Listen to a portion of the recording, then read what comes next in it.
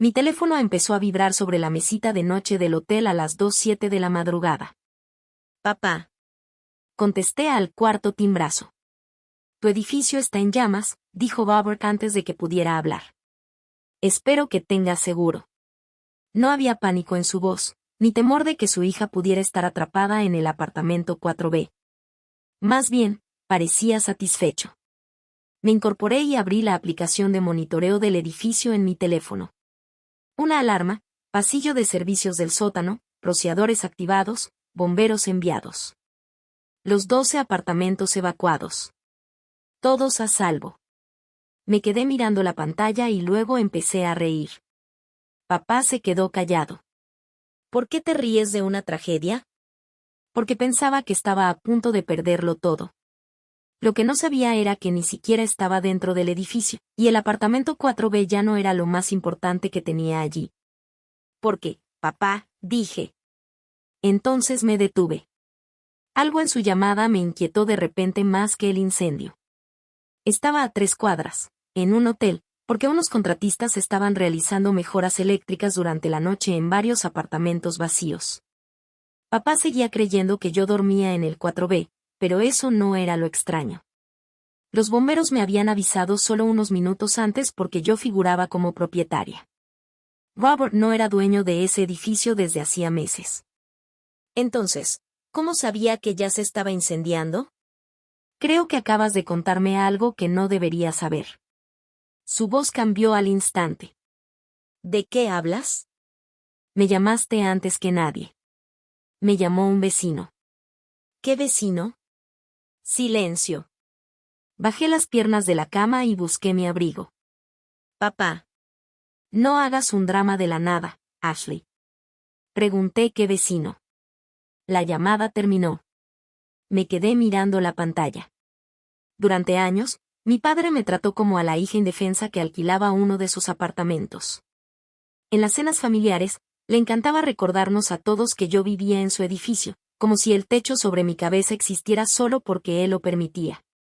Esta noche, al parecer, creía que yo estaba afuera, viendo cómo ese techo desaparecía entre las llamas. Pero no era el fuego en sí lo que me asustaba. Lo que me asustaba era el momento en que aparecía. Tomé mis llaves y me dirigí al ascensor. Antes de que se abrieran las puertas, apareció otra notificación. Esta no era del departamento de bomberos, sino del sistema de seguridad del edificio. Abrí el registro de accesos. A la 1:43 de la mañana, 17 minutos antes de que sonara la alarma de incendios, alguien había entrado al sótano, que estaba cerrado con llave, usando un código administrativo que ya no debería funcionar. Sabía perfectamente de quién era el código, de mi padre. Entonces, ¿por qué Robert Bennett había accedido a un edificio que ya no le pertenecía 17 minutos antes de que se incendiara? Cuando llegué al edificio, el incendio ya estaba controlado. 2 camiones de bomberos estaban estacionados junto a la acera, con las luces rojas iluminando la fachada de ladrillo. Los inquilinos estaban al otro lado de la calle, envueltos en mantas, mientras los bomberos entraban y salían por la entrada del sótano.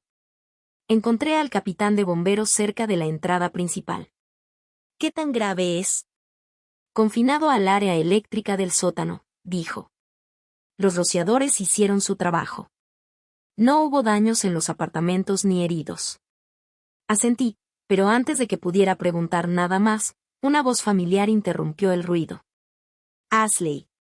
Me giré. Papá venía hacia mí. Eso me dejó helada. 20 minutos antes, había afirmado que un vecino anónimo le había avisado del incendio. Ahora, estaba allí. Señaló el edificio. Apártate y deja que los profesionales se encarguen. Lo miré. ¿Qué haces aquí? Ignoró la pregunta. Entonces, en voz alta, para que 2 inquilinos cercanos lo oyeran, dijo, eres inquilino. Los asuntos de administración no te incumben. Ahí estaba, el mismo tono que había usado durante años. Robert Bennett había sido propietario de este edificio de 12 unidades durante 23 años, y cada vez que sus cuentas se desorganizaban, yo era a quien llamaba. Conciliaba los pagos atrasados, hacía el seguimiento de las facturas de los proveedores, detectaba los recargos por mora, Y cada vez que le advertía sobre la refinanciación de la propiedad para cubrir inversiones ajenas, me ignoraba. ¿Entiendes de hojas de cálculo?, me dijo una vez. No entiendes de bienes raíces. Hace 6 meses, encontré avisos de ejecución hipotecaria ocultos entre registros financieros que él no esperaba que viera. Cuando lo confronté, no me dio explicaciones. Se rió. Quizás deberías preocuparte por pagar tu alquiler antes de empezar a cuestionar mis negocios. Ese fue el día en que dejé de discutir y comencé a investigar. De vuelta fuera del edificio en llamas, papá me agarró del codo y me apartó unos pasos de los inquilinos. Sea lo que sea que creas que pasó esta noche, dijo en voz baja, no empieces a hacer acusaciones que no puedes permitirte. Bajé la mirada lentamente hacia su mano hasta que me soltó. No te he acusado de nada. Apretó la mandíbula. Antes de que pudiera responder, un bombero se acercó. Señor Bennett. Papá se giró. Encontramos pruebas de que alguien entró al sótano cerrado esta noche. ¿Cómo accedió? Papá se quedó paralizado. Tengo llaves. El bombero frunció el ceño. ¿Todavía tiene llaves? Papá levantó la barbilla. Por supuesto que sí. Soy el dueño del lugar. Esa noche, por primera vez, miré directamente a los ojos de mi padre. Luego, metí la mano en mi abrigo, saqué mi tarjeta de acceso y se la entregué al investigador de incendios que estaba a nuestro lado. Revisa cada entrada realizada esta noche. El rostro de papá cambió. Al amanecer, la acera parecía menos un escenario de incendio y más una audiencia pública. Los inquilinos estaban reunidos en pequeños grupos cerca del bordillo. 2 de mis familiares habían aparecido tras enterarse de lo sucedido, junto con un antiguo supervisor de mantenimiento que papá había empleado, y papá ya había empezado a hablar con la gente. El nuevo propietario dejó que el lugar se deteriorara, dijo en voz alta. Esto es lo que pasa cuando los inversores compran edificios que no entienden. Me detuve junto a mi hermano menor. Miró a papá, luego a mí. ¿Por qué te importa tanto?, preguntó. Perdiste el edificio hace meses. Papá giró la cabeza bruscamente hacia él. No te metas. Eso interrumpió la conversación durante unos 10 segundos. Entonces el investigador de incendios se acercó con un informe de acceso impreso. Señor Bennett, confirmamos que se usó un código administrativo para entrar al sótano a la 1:43 de la mañana. Papá se cruzó de brazos. Los códigos se copian. Este te fue asignado a ti. Eso no prueba nada. Me quedé callado. El investigador echó un vistazo a otra página. ¿Conoces a Janice Cole? La expresión de papá apenas cambió. El nombre me suena. Manitas. Trabajó aquí antes. Papá se encogió de hombros. Quizás hace años. Un inquilino que estaba detrás de nosotros habló de inmediato. Eso no es cierto. Vi a Janice aquí anoche. Papá se giró. ¿Qué? Cerca de la entrada del sótano, alrededor de la medianoche. Por primera vez, la gente dejó de mirarme y empezó a mirarlo a él. Papá señaló en mi dirección. Esto es ridículo. Ashley está enfadada por la ejecución hipotecaria. Lleva meses amargada. No te estoy tendiendo una trampa. Has estado obsesionado con este edificio desde que lo perdí.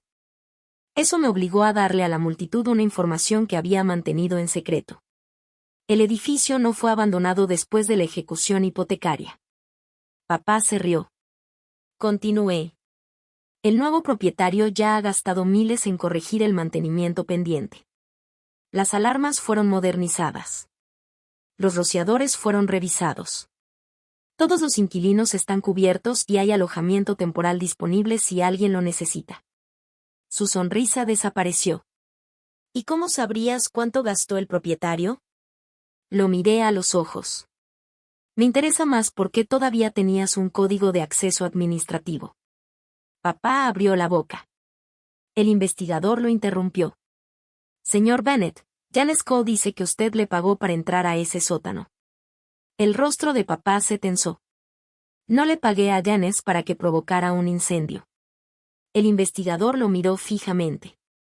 Luego dijo con mucha calma, nadie dijo que usted le pagara para que provocara uno. Todo a nuestro alrededor pareció quedarse en silencio. Mi hermano miró a papá, al igual que los inquilinos. Papá se dio cuenta de lo que acababa de hacer. Quise decir porque obviamente eso es lo que estás insinuando. El investigador no discutió. Se giró hacia el sótano. Nuestra inspección preliminar encontró algo más. Los componentes de protección cerca del panel eléctrico parecen haber sido puenteados deliberadamente. Papá bajó los brazos a sus costados. Unos minutos después, la declaración de Janes empeoró las cosas. Según él, papá no había usado la palabra fuego.